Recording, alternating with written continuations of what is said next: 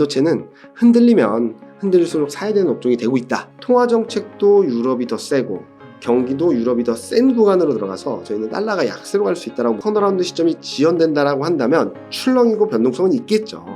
그럴 때보다 사모아야 된다.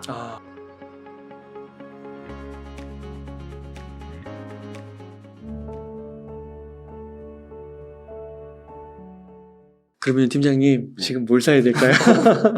뭐 어려운 얘기기도 하고 하지만 네. 다행히 저희가 하반기 전망이 얼마 전에 나와서 네. 저희 탑픽스를 좀 가져왔거든요.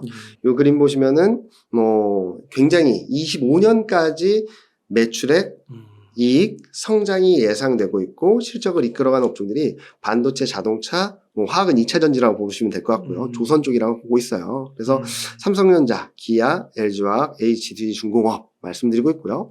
그리고 올해 내년 정도까지 업황을 기대할 수 있는 업종으로는 전기전자에는 LG이노텍, 유통은 신세계, 기계는 두산밥켓, 2차 전지는 또 SKC, 건설은 삼성엔지니어링, 화학은 뭐 신재생에너지 관련해서 한화솔루션 말씀드리고 있어서 요 종목들, 그러니까 위에 있는 네 종목은 올해뿐만 아니라 내년까지도 끌고 가도 괜찮은 업종, 그리고 밑에 있는 6종목은 올해 7, 8월 달에 시장이 올라갈 때 한번 두각을 나타낼 수 있을 업종이라서 한번 지켜보시면 좋지 않을까라는 예상을 하고 있습니다. 네. 그러면은 또 이게 지수가 올라가고 네. 또 좀 매수를 할 때 큰 거액을 투자하는 게 외국인이잖아요. 그렇죠. 외국인은 좀 어떻게 살까요? 외국인들이 최근으로 보면은 네. 반도체를 뭐 주장창 사고 있어요. 솔직히 말씀드리면. 네. 자, 근데 외국인들이 많은 분들이 외국인이 지금 사고 있니? 라고 물어보시면은 많이 사고 있어 라고도 하시겠지만 이 정도로 샀을 줄은 모르실 것 같아요. 왜냐면은 자, 작년 7월부터 최근까지 18조 5천억을 넘게 사고 있습니다. 어마어마하게 사고 있죠. 그리고 또 눈에 띄는 부분은 3월 22일 원달러 환율이 1320원, 1330원을 왔다 갔다 하고 있는 와중에도 4조 정도를 사고 있어요. 그런데 왜 지수는 못 올라가요? 지금은 외국인 매집을 하는 것 같아요. 보유 비중을 그렇게 늘리거나 줄이지 않으면서 조금씩 알게 모르게 야금야금 사고 있는데 지금 뭘로 드립을 하고 있냐면 선물로 하고 있습니다. 선물은 거의 중립인데 되게 좁은 박스권을 놓고 위에 올라가면 매도, 그래서 시장을 막 밀어내고 밑에 오면은 매수해서 시장을 또 반등시키고 이런 흐름인데 이 와중에 외국인은 계속 사고 있다. 자, 그러면 외국인이 계속 살까요? 라고 물어보시면은 요 그림이 바뀌고 있다는 점들을 좀 눈에 띄고 있습니다. 요 회색선이 뭐냐면 12개월 선행 PER 상대 강도인데요. 선진국보다 위로 올라가면 위로 올라갈수록 비싼 거예요. 그리고 파란색은 선행 EPS 상대 강도인데 얘는 밑으로 내려가면 내려갈수록 안 좋은 겁니다. 이익이 더 약한 거예요. 근데 요게 이렇게 턴하고 이렇게 턴하기 시작했어요. 네. 그러니까 밸류에이션 부담은 덜어내고 이익은 상대적으로 강해지는 국면으로 들어가고 있다고 해서 요게 바닥을 잡으면서 외국인이 적극적으로 사고 있고, 또 하나는 원화가 너무나도 약했잖아요. 지금은 달러 인덱스가 102포인트밖에 안 되는데 원달러는 1340원에 있죠. 너무 약했는데 외국인은 이걸 적극적으로 노리는 것 같아요. 무슨 말이냐면 영원히 원달러만 약할 수는 없습니다. 그래서 이게 달러 대비 원화 약세 강도인데 이게 2020년 이후 가장 약한 구간으로 들어갔어요. 네. 자, 여기서 사면 외국인은 뭐가 좋아지냐면 환율로도 수익을 낼 수 있는 거예요. 1330원, 40원에 있던 환율이 1200원 초반으로 가면 환에서만 10%를 먹을 수 있어요. 그런 그림이 만들어지다 보니까 외국인은 여기서부터 막 적극적으로 샀거든요. 이게 꺾여서 이렇게 내려오면은 환으로도 외국인은 수익을 낼 수 있습니다. 이런 두 가지 매력도 때문에 지금 외국인이 꾸준히 사고 있다라고 생각하고 있고요. 실적은 뭐 돌아서겠죠. 서고 있다라고 말씀드렸고, 수출만 놓고 본다 하더라도 실적은 올라올 거고요. 그리고 순이익 전망치나 영업이익 전망치 본다 하더라도 올해 하반기 내년까지 이렇게 턴하는 모습들, 우상향하는 그림들을 만들어줄 거고, 그리고 이 그림은 아까 보여드렸던 것처럼 이미 돌기 시작했다라는 그림이 나타나면서 외국인은 3월 중순부터 여기 바닥을 잡으면서부터 계속 사고 있는 거죠. 자, 이제 달러인데요. 달러는 올해 2분기를 기점으로 더 약해질 것 같습니다. 왜냐면은 달러를 결정하는 변수 중에 여러 가지가 있지만 달러화를 구성하는 거에 많은 비중이 57% 정도가 유로화예요. 네. 그래서 저는 유럽과 미국 간의 경기 성장률 그리고 기준금리 격차를 보는데 재밌는 게 달러 구성의 57%가 유로화인데 달러하고 유로화를 그려보면 상관관계가 마이너스 0.97이에요. 거의 정반대로 가고 있다는 거죠. 그래서 이 그림을 보시면은 작년에는 22년에는 완전히 달러가 급등세를 보였다가 10월 달에 고점을 찍었잖아요. 이것도 설명이 됩니다. 보시면은 작년에는 미국이 굉장히 안 좋은 성장률에서 플러스 반전 쭉 올라가는 그림이었고요. 기준금리 격차도 0.5에서 2까지 올라가는 거였어요. 3분기까지. 자, 그런데 이렇게 일방적으로 미국 경기가 더 빠르게 회복되고 미국 통화 정책이 더 매파적으로 함으로 인해서 22년에는 달러가 워낙 급등세를 보였죠. 근데 왜 10월 달에 고점이 나왔냐? 3분기, 4분기를 지나면서 통화 정책 격차는 플랫해지기 시작했던 거예요. 그러니까 더 강해지는 힘이 뚝 떨어진 거죠. 그리고 올해 1분기에는 통화 정책 격차는 2였던 게 1.5로 내려왔어요. 이제부터는 통화 정책이 유럽 쪽이 더 세지는 거예요. 네. 매파적인 거죠. 그럼 유로 강세, 달러의 약세력이 커지는 거고, 그럼 왜 아직까지 버티나요? 경기 측면에서는 올해 2분기까지 미국이 더 좋은 국면이라서 지금은 이 통화 정책이 약해지는 거, 유럽이 더 세지는 거, 경기는 미국이 아직 센 거, 요 두 가지가 충돌하면서 102포인트에서 왔다 갔다만 하고 있는 거죠. 자, 그러면은 2분기를 지나면서 어떤 흐름이냐면 다시 미국과 유럽 GDP 성장률은 마이너스로 갑니다. 네. 유럽 경제 성장률이 더 센 구간으로 들어가고요. 기준금리 격차도 다시 계속 축소돼서 거의 0에 수렴하게 되죠. 네.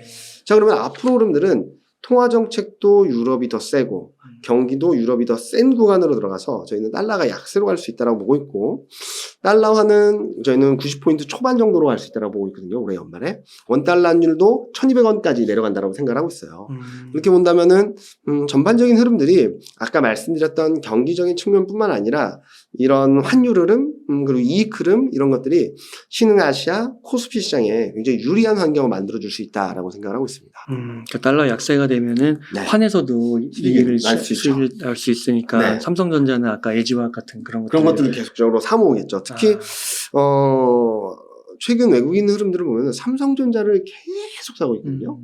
우리나라 원탑 기업이기도 하지만 지금 반도체 업황이 턴어라운드 한다. 그리고 한국 증시하면은 외국인 입장에서는 가장 선호하는 업종 종목이다 보니까 그쪽으로 계속적으로 주목해서 보시면 좋을 것 같습니다. 그 삼성전자가 여전히 재고가 많고, 네, 그다음에 그 개선 속도가 그렇게 빠르지 않다라고 말씀하시는 분도 있어서 맞아요. 사더라도 한 3개월, 6개월 정도 있다가 사라고. 자, 많은 분들이 저도 세미나 다니면은 업황이나 실적에 대해서 완전히 극과 극이에요. 뷰가 좋게 보는 굉장히 좋게 보고 안 좋게 보시는 분이 굉장히 안 좋게 봐요. 자, 그러면은 안 좋게 보는 뷰를 좀 반영을 해볼게요. 지금 왜 시장이 턴어라운드에 대한 기대감을 갖냐면 감산 때문입니다. 네. 감산을 함으로써 이로써 수요와 공급의 격차가 오히려 수요가 우위를 보일 수 있는 구간으로 점차 들어갈 것이다 라는 얘기를 하는 거죠. 자, 근데 생각했던 것보다 경기나 업황 턴어라운드 시점이 지연된다라고 하면 뭘 할까요, 또? 또 감산. 네. 어떻게든 앞당기려고 하는 거죠. 그래서 그렇구나. 저희가 예상하는 것은 맞습니다. 경기 반도체 업황이나 실적 턴어라운드 시점이 지연될 수는 있어요. 네. 그런데 그에 해당하는 감산이 더 세질 수 있다는 거죠. 그러면은 어떻게 되냐면 감산이 더 세지면 세지는 만큼 수요가 이 정도 있는 상황에서 여기에 맞춰서 투자 계획을 했던 게 계속 줄어드는 거잖아요. 네. 그러면은 수요와 공급 격차가 그렇죠. 향후는 더 커진다는 거예요. 깊어진다 하더라도 이게 올라온 세계가 더 세질 수 있다는 얘기거든요. 그래서 저는 실적 업황 턴어라운드 시점이 지연된다라고 한다면 출렁이고 변동성은 있겠죠. 그럴 때보다 사모아야 된다. 앞으로 더 좋은 그림이 만들어진다라는 말씀을 드리고 있고, 저희가 기본적으로 예상하는 거는 하반기 중에는 수요가 뭐 엄청나게 좋지 않는다 하더라도 일단은 재고가 좀 빠르게 떨어질 수 있다고 생각하고 있어요. 이게 재고가 꺾이는 사이클에 들어가게 된다면 뭘 생각해야 되냐면 다시금 재고를 쌓아야 되는 사이클로 들어갈 수 있거든요. 자, 그럼 여기서 게임이 바뀝니다. 게임 양상이. 자, 재고도 많고 가격도 떨어지고 있어요. 그러면은 사고 싶은 사람이 우선일까요? 팔고 싶은 사람이 우선일까요? 재고가 떨어지고 있습니다. 재고가 높고 아직까지 높고 가격이 떨어져요. 그러면은 파는 사람이 이거 좀 사주세요. 빨리 사주세요. 그렇게 막 이러면 되죠. 네. 사는 사람은 안 사. 더 떨어질 것 같아. 재고도 많잖아 라고 하잖아요. 반대로 이제 재고가 꺾이기 시작하면서 가격이 반등하기 시작해요. 급해지죠. 사연 살려. 그죠? 네. 바뀌는 거죠. 입장이 바뀌는 거예요. 네. 가격이 올라가? 그러면 대규모 계약을 하려고 하겠죠. 네. 한 군데만이라도 대규모 계약을 하기 시작해서 가격이 턴하면은 이 입장이 바뀌는 거죠. 이거 빨리 팔아. 판다 그랬잖아. 잠깐만 가격 더 오를 것 같은데? 조금만 이따 팔게. 이게 게임이 바뀌는 거예요. 네. 그래서 저희는 생각했던 것보다 상황이 빠르게 이렇게 역전만 나오면 속도가 굉장히 빠를 수 있다라고 생각을 하는 거고, 가격 전망에 있어도 올해 2분기, 3분기 바닥을 통과하면서 내년엔 쭉 올라가는 그림으로 생각을 하고 있거든요. 이런 것들을 종합해서 본다면 턴어라운드 시점이 늦어질 수도 있고, 등락이 좀 더 흔들릴 수 있는 시간들이 좀 길어질 수도 있습니다. 그런데 좀 더 길게 보게 된다면 이런 과정들이 더 좋은 그림들을 만들어줄 수 있다고 생각을 하거든요. 그래서 저는 계속적으로 반도체는 흔들리면 흔들릴수록 사야 되는 업종이 되고 있다라는 말씀을 드리고 있어요. 아, 네. 그러면요, 팀장님. 네. 2차전지도 좀 여쭤볼게요. 워낙 또 관심들이 많으셔가지고. 그쵸. 그 2차전지 좀 대장주들이 조정을 받고 있는데, 2차전지 섹터 관련해서 좀 어떻게 보세요? 자, 2차전지를 정확히 말씀드리면은, 네. 없어서는 안 될 업종이고 산업이고 종목이에요. 왜냐면 장기 성장성이 굉장히 좋습니다. 자, 요 그림 보여드릴게요. 글로벌 배터리 시장 전망이고요. 수요 전망이고, 공급 전망이고, 수요와 공급 밸런스인데 밸런스가 이렇게 쭉 떨어져요. 무슨 말이냐면 수요가 더 높다라는 거예요. 그래서 공급이 못 따라온다는 얘기거든요. 그래서 전반적인 경기나 사이클이나 업황은 너무 좋아요. 그래서 저는 2차전지를 없애고 올해, 내년, 후년을 지나기는 더 큰 리스크가 없을 거다라고 생각하고 있어요. 그리고 이것도 마찬가지로 시장 전망도 올라가는 그림이고 계속 미국도 모멘텀이 가장 강하고 한국 점유율은 LG 에너지 솔루션이나 이런 것들이 계속적으로 레벨업 되는 그림이고. 자, 그런데 문제는 이거죠. 코스피는 요만큼 올랐는데 2차전지는 엄청나게 올랐고, 특히 소재 업종이 셀 업체의 밸류에이션을 넘어서기 시작했고, 그런데 메탈 가격은 최근 급락을 하고 있고, 소재 업체들, 양극재 업체들의 실적은 떨어지고 있어요. 주가는 이만큼 올라와서 밸류에이션 부담이 이만큼 올라왔는데 이를 뒷받침해 줄 만한 펀더멘탈이 단기적으로 보이질 않는다라는 거죠. 네. 그래서 이 가격 조정, 간극 조정이 좀 진행 중이다라고 생각하고 있습니다. 물론 반등 시도는 있을 거라고 생각을 하는데, 저는 2차전지는 굉장히 장기적인 큰 그림에서 너무 많이 오른 데 따른 되돌림 과정이 지금 한 3분의 2 정도 진행됐다라고 생각을 하고 있고, 여기서 더 밀린다면 좀 긴 호흡으로 사모으신다든지 아니면은 올해 3분기를 지나면서 제가 하반기 3분기 중반부터 연말까지는 좀 박스권이라고 말씀드렸잖아요. 그때를 또 한 번의 매수 기회로 삼든지 하셔가지고 매수할 기회는 온다. 근데 너무 서두르지 말자라는 말씀을 드리고 싶어요. 아, 그렇군요. 그러면 2차전지 가운데서 좀 사야 될 거는 네. 셀인가요? 소재인가요? 소재가 너무 비싼 거게 된 건가요? 일단은 전반적인 흐름, 실적 흐름 이런 것들을 보면은 셀 업체들이 되게 좋을 것 같아요. 요 LG에너지 솔루션인데요. 23년, 25년 영업이익 추정치 변화인데요. LG에너지 솔루션 계속 올라갑니다. 네. 그리고 만약에 소재 업체를 선택을 하신다면 LNF가 좀 더 나아 보여요. 그래서 저희 섹터 애널리스트 분이 추천 업종으로 탑픽스로 제시한 게 LNF, LG에너지 솔루션, LG화학 세 종목이거든요. 그래서 실적, 밸류에이션 이런 것들을 고려해서 본다 하면은 전반적으로 셀 업체가 조금 더 우위를 보이는 가운데 소재 업체 중에서는 진짜로 실적이 좋아지는 종목들을 계속적으로 주목해서 봐야 된다. 그래서 요 세 종목을 저희 2차전지 애널리스트가 추천을 하고 있으니까 너무 많이 오른 것들은 조금 피하시고 덜 오른 거, 이미 조정이 많이 받은 것들을, 그리고 밸류에이션 부담이 낮아진 것들을 찾아보시는 게 향후 2차전지 대응 전략에 조금 더 매력적이지 않을까, 유효하지 않을까라는 생각을 하고 있습니다. 그러면 지금 조정을 받고 있는데 네. 뭐 앞으로 어떻게 될지는 모르지만 좀 중장기적으로는 좋은 건 맞다. 그렇죠. 산업적으로는 좋은 게 맞다. 제가 2024년에 좋아진다고 말씀드렸잖아요. 네. 시장 전반적으로. 올해는 하나가 좋아지면 나머지가 좀 쉬고, 하나가 좋아지면 나머지가 좀 쉬는 것 같아요. 자, 3월달, 4월 초중반까지는 2차전지가 엄청나게 올랐죠. 네. 그 와중에 자동차하고 반도체는 좀 쉬었어요. 그러니까 시장보단 괜찮았지만 시장을 상승을 견인하는 힘은 좀 약했거든요. 근데 4월 중순에 좀 쉬니까 또 자동차가 많이 올랐죠. 그동안 반도체는 좀 쉬고 2차전지 내려왔죠. 자, 다음번에는 반도체가 올라가는데 자동차하고 2차전지가 좀 쉴 것 같아요. 네. 그래서 제가 아까 말씀드렸던 2780까지밖에 못 열어놓은 이유는 올해는 주도 업종들이 순환매처럼 움직일 것 같다. 그러다가 올해 3분기 중반 이후 연말까지 좀 전반적으로 쉬다가 내년에는 반도체, 전기차, 2차 전지 얘네들이 같이 움직일 것 같아요. 그러면 좀 시장 레벨이 더 빠르게 움직일 수 있다고 보고 있어서 올해는 좀 울퉁불퉁한 상승 흐름, 내년에는 좀 편안한 상승 흐름이 나타나지 않을까라는 예상을 하고 있습니다. 아, 네. 그러면은 지금 시점에서 한 1억 정도 현금이 있다면은 어떻게 투자를 하면 좋을까요? 저는 뭐 지금 시점에서 1억이 있다면 네.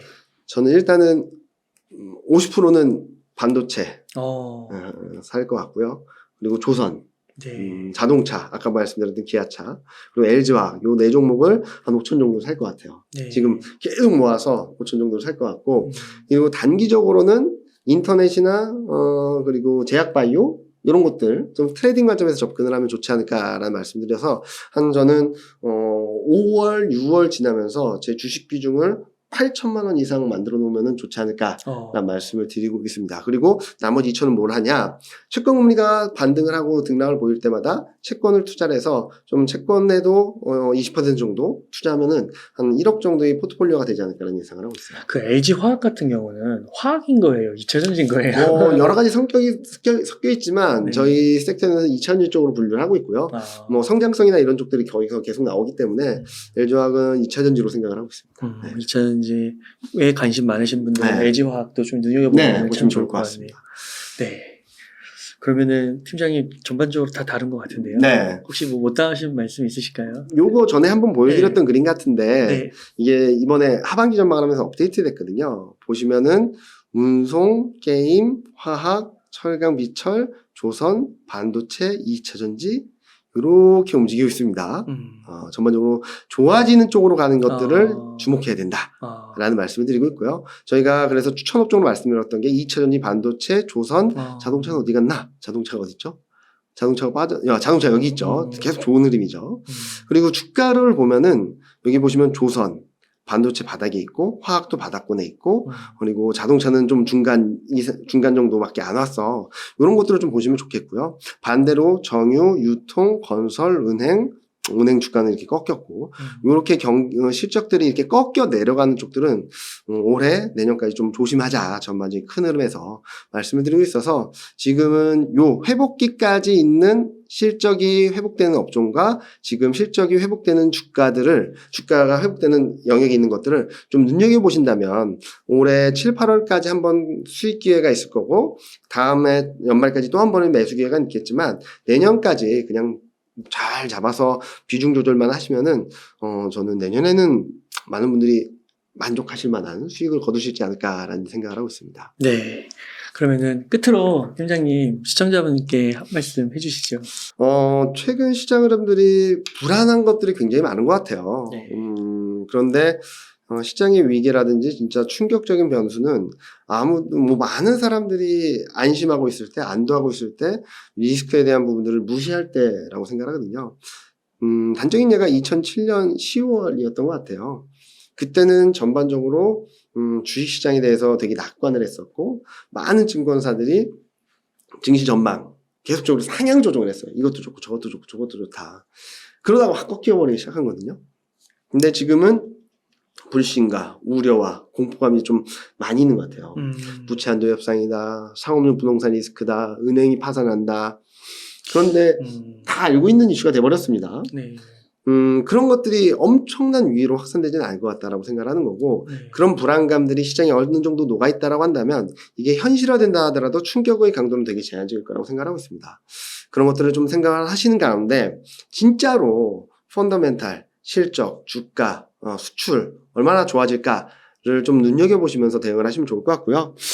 마지막으로 하나만 말씀을 드릴게요. 많은 분들이, 저도 오늘도 펀드 매니저분한테 이걸 질문을 받았어요. 한중 관계 악화돼서 이제 수출 안 좋아지는 거 아니냐? 아니에요. 그래요? 네, 이게 뭐냐면 대중국 수출 금액입니다. 일평균 수출 금액이에요. 네. 이게 2월, 3월, 4월까지 한 달치가 나와서 대중국 관계가 악화된 게 4월 21일이었거든요. 그래서 이게 우리나라는 10일, 20일 말 이렇게 발표가 돼요. 그래서 1일부터 말일까지 마지막까지 한 달 동안의 대중국 수출 일평균 금액이 4억 3천만 달러, 4억 2천만 달러. 떨어지네 라고 걱정을 하셨겠죠. 근데 1일부터 20일까지가 많이 떨어졌다가 오히려 관계가 악화된 21일부터 말일까지 흐름이 더 좋았어요. 4억 6천만 달러로 3월 달에 4억 5천만 달러보다 올라왔거든요. 자, 이것만으로도 안심할 수 없죠. 그래서 1일부터 10일까지 일평균 수출 금액을 봤습니다. 5월 1일부터 5월 10일까지요. 봤더니 전체 수출 금액은 22억 3천만 달러로 늘었네요. 툭 레벨업 됐어요. 올해 가장 높습니다. 네. 반도체 수출 3억 달러로 올해 가장 높은 수준까지 회복을 했어요. 대중국 수출 올해 최고치입니다. 자, 이런 현상이 왜 벌어지냐? 중국도 지금 좀 외발 자전거처럼 움직이고 있어요. 소비만 좋고 제조업은 좀 슬로우하고 투자는 좀 안 좋고, 이거를 극복하기 위해서는 제조업을 활성화해야 되는데 한국을 제재하면서 자기네 제조업에도 영향을 줄 수 있는 쪽들을 안 건드릴 것 같아요. 제조업 활성화를 해야 되니까.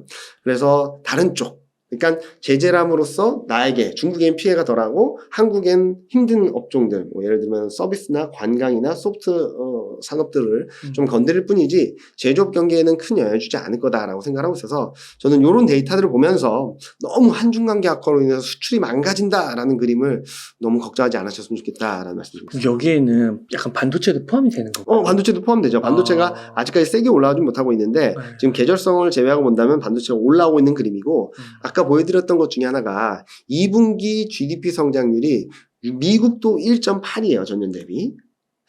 그러면은 반도체 수출은 아마 2분기가 턴어라운드하는 모습을 보여주지 않을까라는 생각을 하고 있어서 그런 것들을 좀 더 눈여겨보시면 좋을 것 같습니다. 그래도 오늘 이렇게 말씀해 주신 거를 종합하고 보고 마지막에 또 이렇게 수출 금액까지 네. 보여주시니까 좀 진짜 낙관적으로 봐도 좀 괜찮겠다. 너무 낙관적으로 보지 마시고 너무 걱정하지 말자. 우리가 걱정했던 것들이 현실화된다 하더라도 걱정했던 것만큼 충격 파장은 제한적이고 솔직히 현실적인 데이터를 진짜 수출 데이터 아니면 실적 데이터, OECD 경기 선행지수 이런 것들을 보면 점차 바닥을 통과하고 있고 회복되는 그림이 나오고 있으니까 이 데이터들을 믿자라는 말씀을 드리고 싶습니다. 오늘 되게 인상 깊었던 중에 하나가 또 이게 좀 지연된다 하더라도 대표적으로 삼성전자 같은 곳에서 감산을 한 번 더 해서 그 대응 전략을 펼치는 거잖아요. 그쵸, 그래서 그걸 앞당길 수 있다. 네네. 그건 또 되게 색다른 표현이었던 그리고 것 같습니다. 또 상황이 조금이라도 반전되면 게임은 바뀐다. 바뀐다. 네. 그것들을 좀 염두에 두시면은 너무 걱정하지 않으시고 이번 등락이 있을 때마다 좀 비중을 늘려가시면서 좀 뜨거운 여름에 여름 휴가 좀 여유 있게 즐기실 수 있지 않을까라는 생각을 하고 있습니다. 네. 감사합니다. 매달 이렇게 좋은 뷰, 좋은 가이드라인 제시해 주셔서 감사의 말씀 드립니다. 그럼 오늘 팀장님 이 정도에서 인터뷰 마치도록 하겠습니다. 이렇게 해서 대신증권의 이경민 팀장님을 모시고 이야기를 나눠봤습니다. 긴 시간 동안 유익한 사이트 많이 나눠주셔서 감사의 말씀 드립니다. 오늘 고생 많으셨습니다. 네, 감사합니다.